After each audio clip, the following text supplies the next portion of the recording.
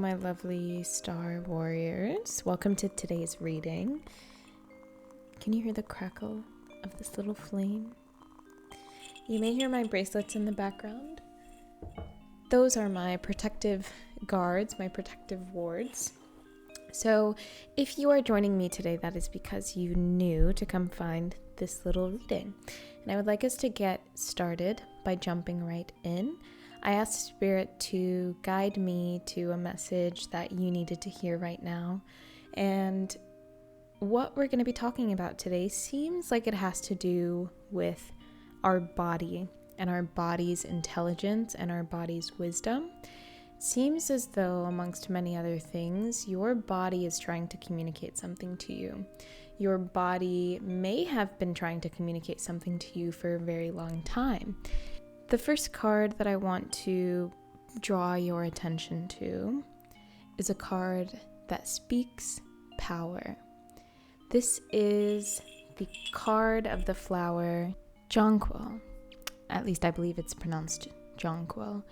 It is the narcissist Jonquilla, commonly known as jonquil or rush daffodil.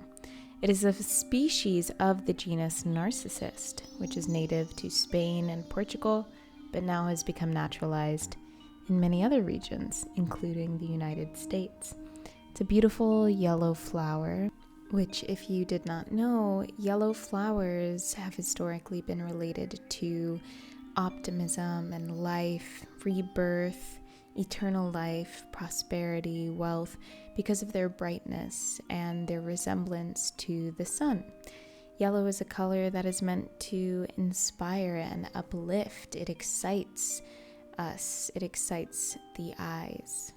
This flower in particular is said to have spawned when Persephone was snatched by Hades and had dropped the lilies that she had been collecting, at least according to Greek mythology. And they spawn as kind of like a bush in a way, or like a little bouquet on the stalk. So they're commonly used in landscaping, and they are said to have a strong fragrance akin to honey or jasmine for some. In literature and art, yellow flowers have been used to represent youth, vitality, happiness, and hope. They can also, being flowers, evoke a sense of fragility and remind us of the fleeting beauty that exists in the world. Altogether, a yellow flower is captivating and draws us into its beauty.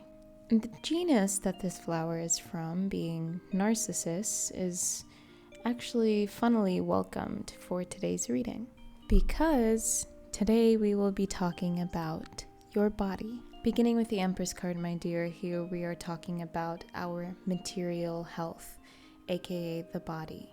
You may consider yourself to be somewhat feminine, or at least your care for yourself is meticulous in the same way that it is for the female body. There's a lot of self-regulation, and cleanliness, surprisingly, is considered to be a feminine trait. Whether or not you are a woman, you possess this type of raw feminine essence, and there's a power that comes through you that's wanting to be heard. The divine feminine goddess. Well, what does that really mean? Well, she is meant to represent motherhood, fertility, to personify creativity, and the nurturing qualities of femininity. It represents opulence and richness, lavishness, abundance, the security that the body has on this planet. It represents one's ability to feed themselves, to be nourished, to be strong and youthful and fervent in their life, in their living. The Empress herself has control over the natural world. It is the one who controls the cycles, who colors and paints our plains with the purples and the greens of the grasses. She is the one who takes from the sun and creates something beautiful, the body, the being. Arthur Waite defined her as refugium peccatorum, a fruitful mother of thousands, saying, "She is above all things universal fecundity and the outer sense of the word, the repository of all things nurturing and sustaining, and of feeding others." He wrote that the card itself had the divinatory associations of fruitfulness, action, initiative, length of days, representing the unknown, clandestine, and also difficulty, doubt, and ignorance. Those sound like problems of the feminine, problems of being forgotten, being ignored by a world, not truly being seen for the beauty and the life that you offer to another. So don't get it twisted. The mother is not always nice. She may be evil, and her fruit may turn rotten, as she herself stands between life and death. And we must too keep in mind that the Empress is not always perceived in this adoring light. Arthur Waite himself describes the Empress as the inferior Garden of Eden, the earthly paradise, all that is symbolized by the visible house of man.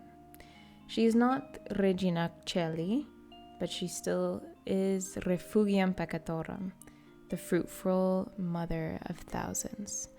He said that she is not the cosmic queen or the queen of the sky, queen of the heavens, but still the fruitful mother of thousands. So at the same time, we are seeing this rejection of women being able to be put on this godly pedestal and instead relinquished to the mortal, mundane, the mortal sphere of the mundane, though being a fruitful mother to thousands still is quite an amazing, amazing thing. If it were not for the back-breaking responsibility and the ignorance, the disrespect that this mother was bound to receive. And yet we will maintain the Empress's virgin innocence, her purity, her strength, the purity of a life and wisdom that was given to her by Creator. Such fine biology you are, such a beautiful construction of nature's magic that you are. Alas, let's continue. We have a couple of archetype cards that have come out. Archetype cards are meant to highlight forms of the human being that may arise from subconscious influence. They are human characters, you could say, that many of us have played at some point in our life, or that have been played throughout the human history, so much so that it can be characterized as a human archetype.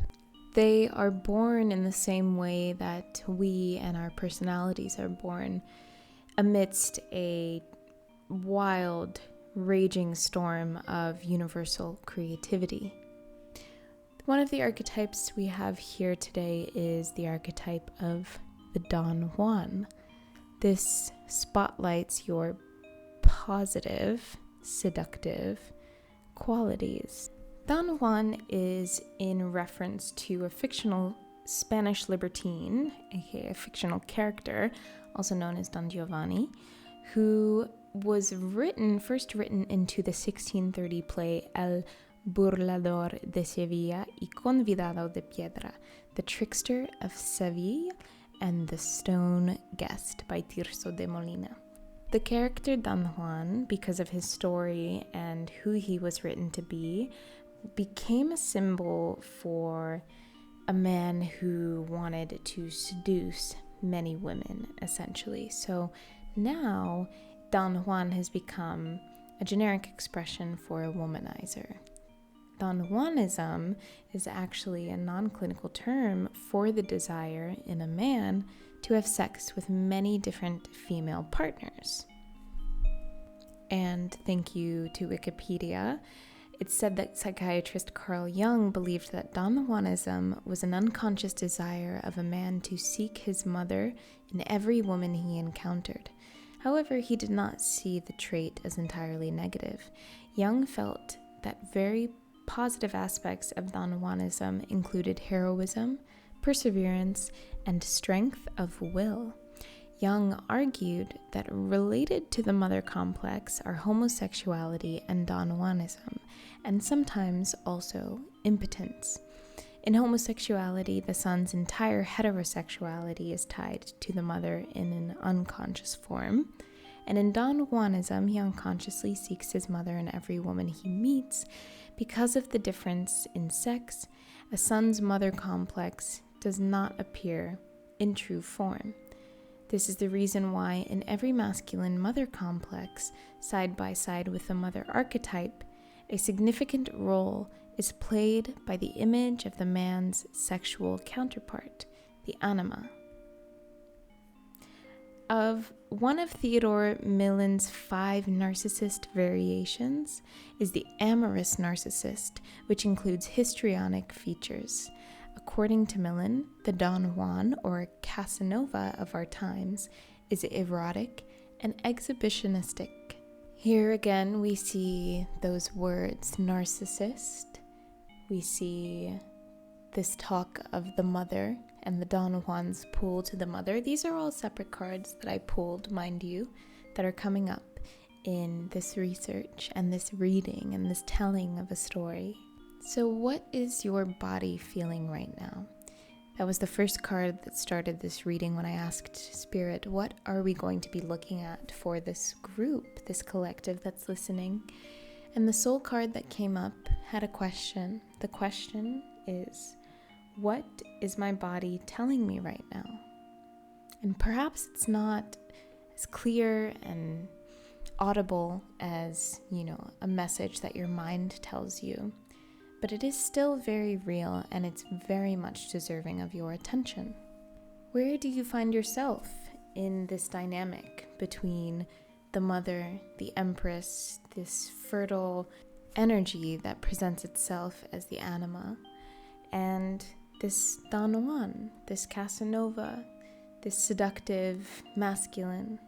Or perhaps they both meet somewhere beautifully in the middle, and you consider yourself to be an artist, a raw seductor of impassioned emotions, of visual fancies, of erotic stirrings of sound. That goes alongside with this Empress energy. However, with this energy too, I'm seeing that there's another energy of the mediator. You guys are very beautiful, and I have this feeling that you don't feel like you can just, put up your 4 walls and live your lavish, beautiful, private life on your own terms. The word mediator comes from the Latin verb mediare, which means to be in the middle or to intercede. The suffix tor indicates a person who performs a certain action, in this case, mediating. A mediator is someone who helps negotiate between 2 parties in a conflict. The mediator's role is to help the parties find common ground and reach an agreement, rather than taking sides. And placed above the Empress card, we have the card of Temperance. My dear, these 2 cards together to me speak something so innocent, something so pure of the soul, something so pure of who your human was born as, essentially. Likewise, however, I do see us in a stage of healing or being in need of some very deep healing. The Temperance card comes after death. It is a card of healing. It is a card of divine healing, divine intervention, alchemical change, alchemical magic, essentially. The original Rider-Waite Tarot deck, we see two cups pictured at such a physics-defying angle, with water being shared between them, or ether potentially, but I would say with water. Water being the first molecule of life, the most necessary molecule for growth and for energy to be contained. Temperance as a term is used to give regard to moderation, balance, harmony, and self-control. All qualities that you might encounter when beginning a spiritual journey. We develop temperance when we are headed towards a goal, when we have a goal in mind. It is a trait that we must hold on our journeys to self-actualization. Historically, temperance was likewise related to frugality and management of oneself, but as well as management of economic affairs. And of course, it is one of our 4 cardinal Christian virtues. Alongside temperance is justice, prudence, and fortitude, or in other words, strength. The image gives reference to the act of diluting wine with water, which is meant to suggest moderation, a trope which can be harkened back to the Greeks. But if we want to investigate the more mystical meanings of temperance, we see this theme of purification come alive, almost as if the process of salvation before the soul can enter heaven, it must be purified. This too we see in the imagery intuited and drawn by Pamela Coleman Smith, wherein the angel presented in Temperance is seen with a crown above their head.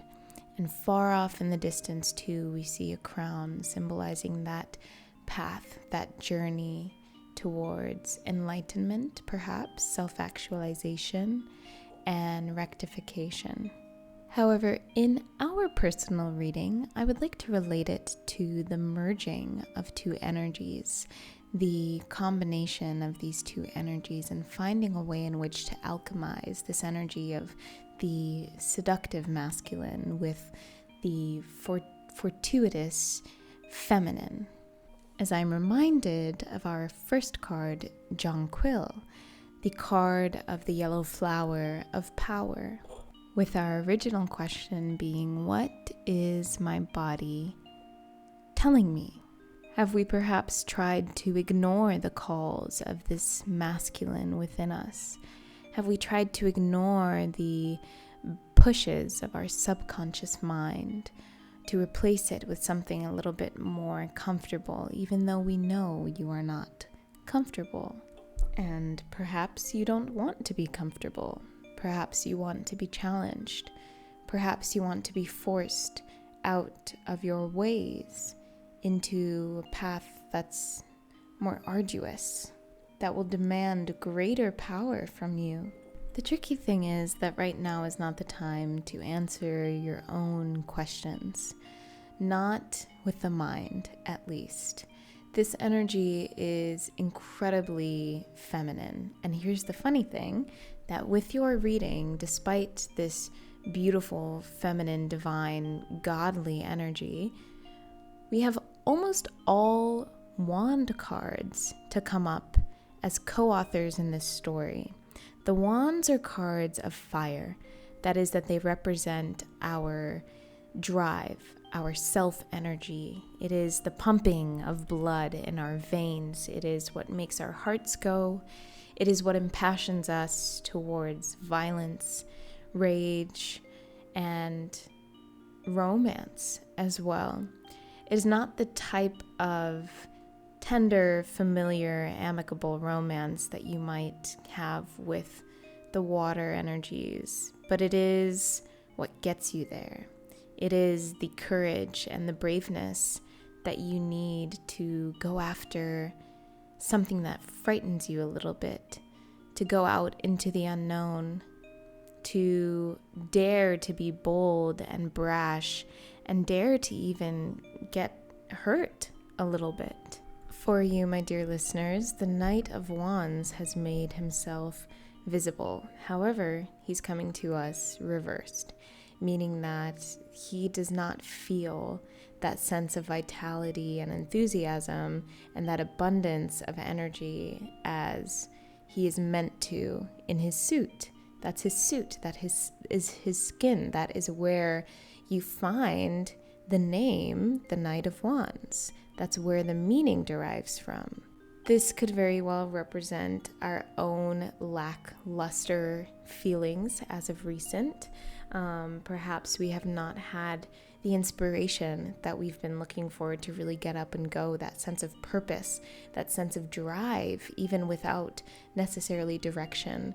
And so, speaking of that, the Knight of Wands reversed may also indicate a lack of a sense of direction, chaotic energy just kind of spurting out and splattering all over the place. I see a live cable flipping around on the ground above some flammable material. I understand that we are very eager. We are very eager here to move forward, to actualize some vision, right? To feel some sense of accomplishment. And Spirit's laying these cards out and communicating to me that there's such a mirage here. There is a lot of misunderstanding because there's an artificial image somewhere here where our drive, if we go forth and try to actualize what it is that we're seeing, we won't be creating a very sustainable image. We won't be creating a very true and raw image. And I see that, and I want to say to you that this requires a level of patience and a level of higher understanding that is above anything that you've had to do before, likely. But it's nothing that you're not prepared for. There is a difference there. I have to heed the warning that if you are to jump too quickly into future plans or into future endeavors without taking the time to truly assess, what does my body want? Is this what my body wants? What is my body telling me? Then you may find yourself just extracting more and more and more of your energy than is really necessary for your health, for your growth, for your success. Nonetheless, with this Knight of Wands reverse too, this is signaling to me that we have a buildup of energy that needs a place to go.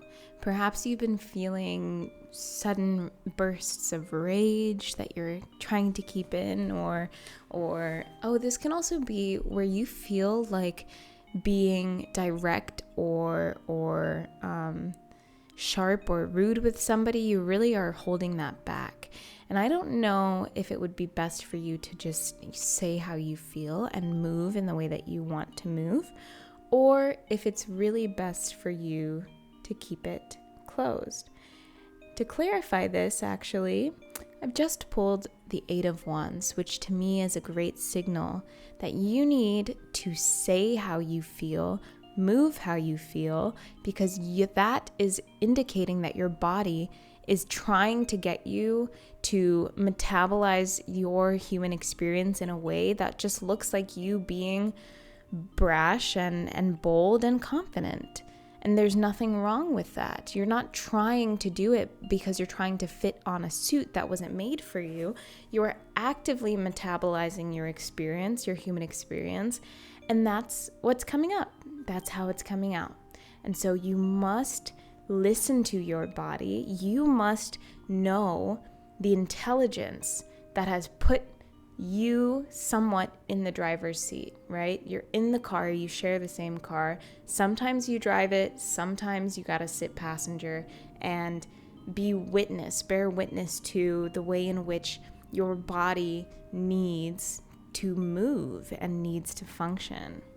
Before we move on, I must once again call our attention back to this Empress, and Temperance card together. These two highly, highly spiritual, highly divine feminines. When Temperance arises, Temperance guards the soul, it guards the body with temperance, with patience, with gentleness, with a care that is divine and heavenly. We're focused on finding a balance between ourselves and the people around us. You may have found conflict in your relationships despite being somebody who's very, very appeasing, right? Very kind. And I feel like that's maybe why a lot of this resentment is coming up now as rage, because you resent it. You resent the fact that you have given people so much, that you've given them so much space, so much love, care, and attention, and have forgotten yourself in the process. And so this Temperance is coming here almost as an awakening, wanting you to resurrect and heal and protect your body, because once again, the main focus of our message today is, what is your body trying to tell you right now? What is your body telling you right now? And do you know how to identify that? So as we move on here with the Sun card above the Two of Wands. However, the Sun is reversed. Now this is really tricky and challenging for me, because what I see is a place of confusion and not a lot of clarity. I feel this in relationship to this concept of really knowing where you're going. That's not clear. There's no energy there. There's no energy there in projecting out to the future. At least not for the specific few for whom this is truly resonating with. The energy is here in your presence, in your body. The more you look to the future, the less you have in the present.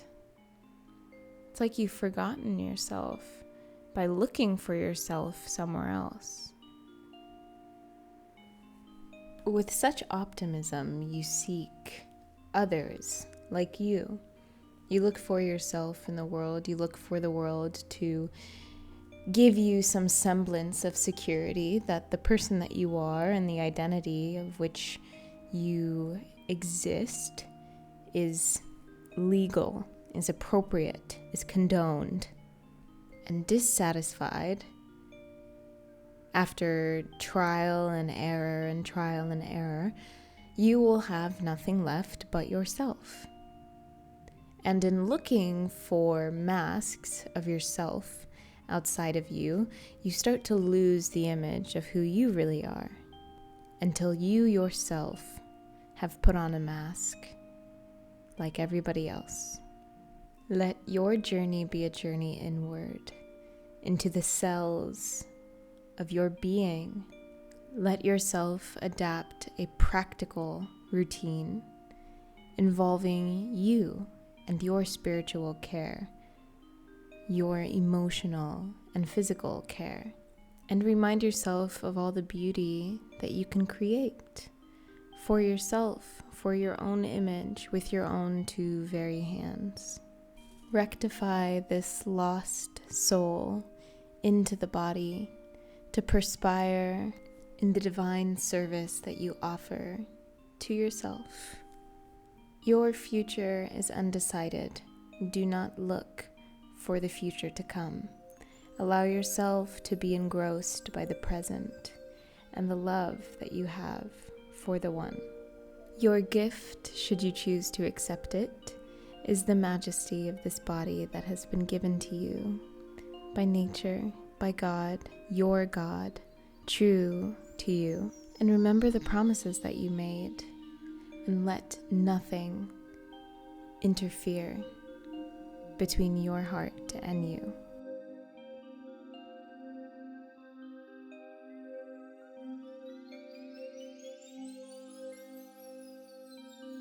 This has been your reading today, my love.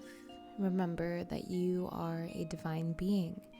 You are experiencing change and healing in your own way.